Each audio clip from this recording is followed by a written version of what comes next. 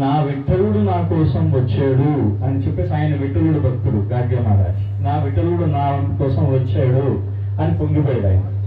పొంగిపోతే ఈ సమాధానం ఏంటంటే, మెహర్ బాబా సమాధానం ఏంటంటే, ఒక రోజంతా విఠలుడు నీతోనే ఉంటాడు, నువ్వు ఏం కావాలంటే అవి చేసుకో నీ విఠలుడితో, ఓకే, కానీ మౌనాన్ని వదిలిపెట్టమని చెప్పొద్దు అన్నాడు ఆయన.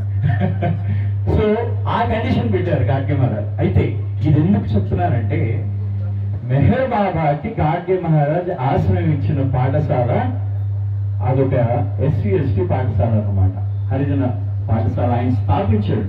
ఇప్పుడు అది గౌతమ విద్యాలయగా పేరు పొందింది. అది ఇవాళ దాంట్లో మేము మొన్న వెళ్ళాం రీసెంట్ గా, అక్కడ ఆ పగిలిపూడి ఉన్న ప్రదేశాలన్నీ చూద్దామని వెళ్ళాం. దాంట్లో ఉన్న పిల్లలందరూ కూడా ఇవాళ ఎంత ఉన్నతులుగా ఉన్నారో తెలుసా? అందరూ కూడా పెద్ద పెద్ద IAS ఆఫీసర్లు, దగ్గర దగ్గర 100 మంది దాకా IAS ఆఫీసర్లే కదా. అంటే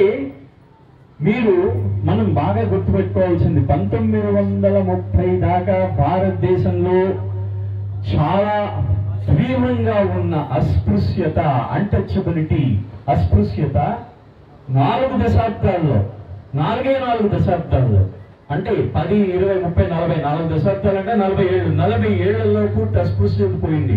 ఇవాళ మీరు బస్సులో వెళ్తుంటే మీ పక్కన ఉన్నవాడి కులం మీరు అడుగుతారా? అడగరు కదా.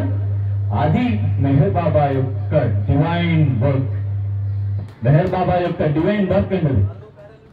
ఎందుకంటే ఆయన చేసిన ఆ కార్యక్రమం ఏ విధంగా ఉంటుందంటే, ఎక్కడైతే అణగారిపోయి ఉంటుందో అణగారిన వారిని స్పిరిచువల్ గా, ఆధ్యాత్మికంగా, భౌతికంగా అందరినీ అణగారిన వారిని పైకి తీసుకొస్తాడు ఆయన.